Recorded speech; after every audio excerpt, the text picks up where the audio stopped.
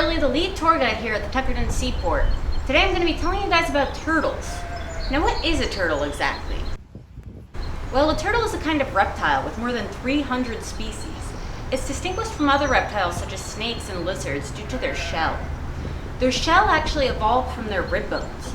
Scientists believe that prehistoric turtles used their shell to burrow into holes and live comfortably there. However, nowadays modern turtles use their shells for protection, and that's to compensate for how slow that they walk. Turtles are cold-blooded, meaning that they cannot regulate their body temperature. Their body temperature is consistent with their environment. So in other words, if it's cold out, their body temperature is going to be colder. This is compared to mammals and birds who have a consistent body temperature and don't need to bask in the sun in order to raise the heat in our body. That's why you see turtles often basking on tree branches in the water or in other things in the water. It is to raise their body temperature. Now, what's the difference between a tortoise, a turtle, and a terrapin? Well, they're actually all the same thing.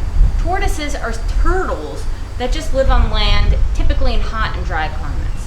Terrapins typically live in water, brackish and fresh water, and they can swim. Tuckerton Creek actually hosts a wide array of turtles. The most prominent ones being the diamondback terrapin, which is endangered. They're distinguished by diamond-like designs on their shell.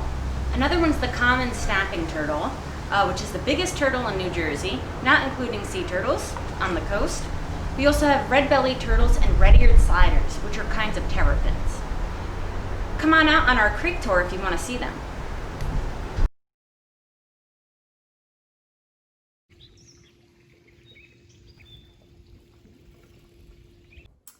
Hey everyone! So now I'm going to show you how to make your own paper mache turtle, and this will just be the first part, is creating the shell.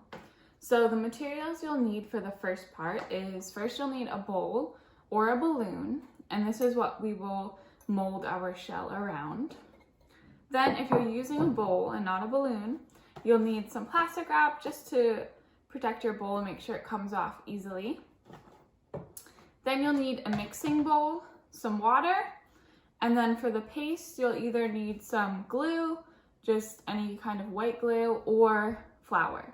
I think glue works better, but if you don't, you could always mix in flour. A brush to stir with, and some newspaper. So to get started, make sure you have a clean surface to work on. It does get a little bit messy. Now that you have your working surface ready and your materials, first you'll need to cover your bowl in plastic wrap.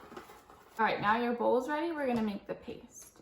So usually it's about 1 part glue to 1 part water, or 1 part flour to 1 part water. But you want it to be a kind of a thick paste.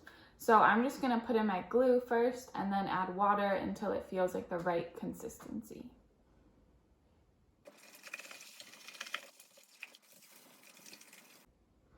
So you want it to be kind of a milky consistency. It shouldn't look too clear, but it also should be kind of watery.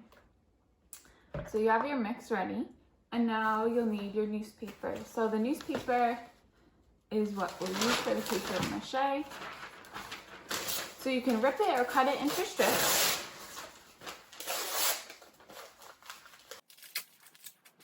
So you have enough paper now and enough glue.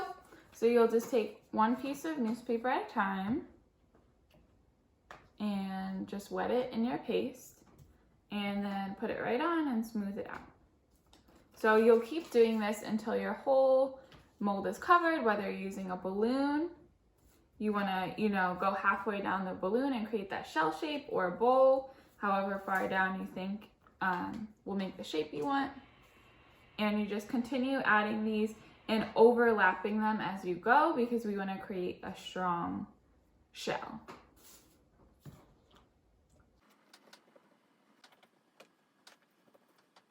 All right, so now my bowl is completely covered in newspaper going all the way around.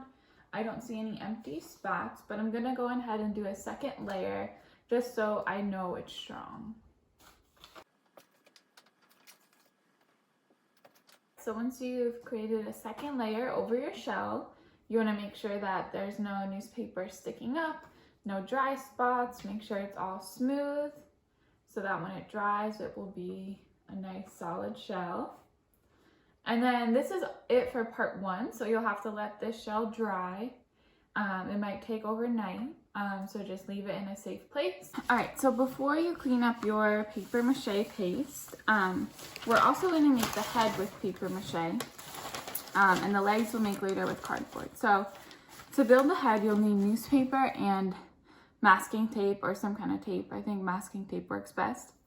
And we're gonna create the mold of the head with newspaper and then just cover it with paper mache. So you'll have to crumble up some newspaper, you know, look at your bowl and what would be a nice size head for your turtle. And then on your crumpled newspaper, you'll just take pieces of tape and you'll start to build the structure by wrapping the tape around the newspaper. Now it's not going to look perfect at first, but you just keep going. Turtles have kind of a longer, skinnier head. Sometimes they're kind of pointed at the tip, so you could try to make that shape. And just continue to mold your head using tape. You might need to add more newspaper until you have a shape that you like.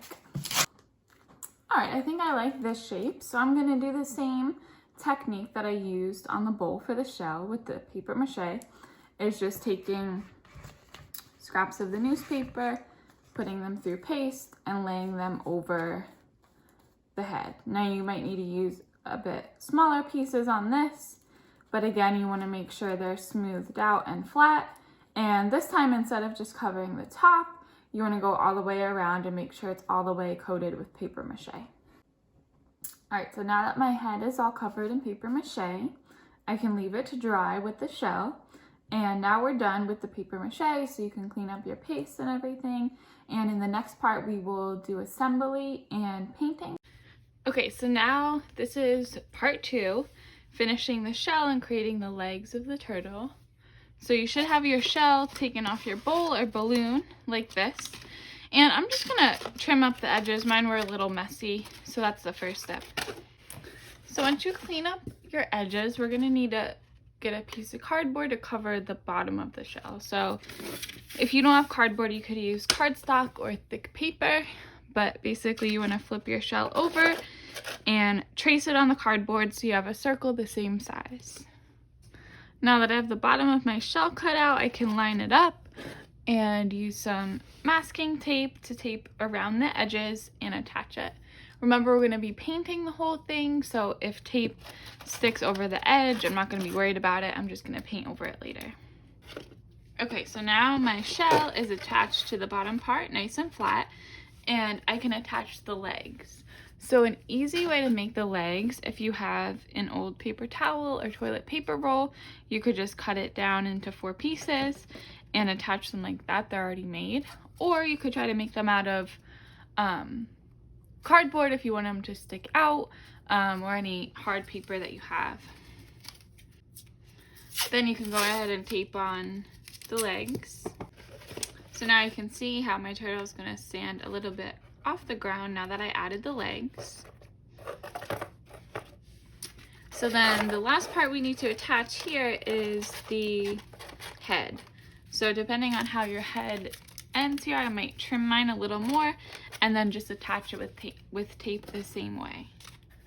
Now if you also wanted to add a tail, you could cut that out of cardboard and tape it onto the back of your turtle like that. All right, now our turtle is ready to paint. So you can look up patterns that you might like to use for the shell. Maybe you want to look up a specific type of turtle or a native turtle to New Jersey and copy that pattern for the shell. After your turtle's all painted, don't forget to take a picture and send it over to us at the seaport.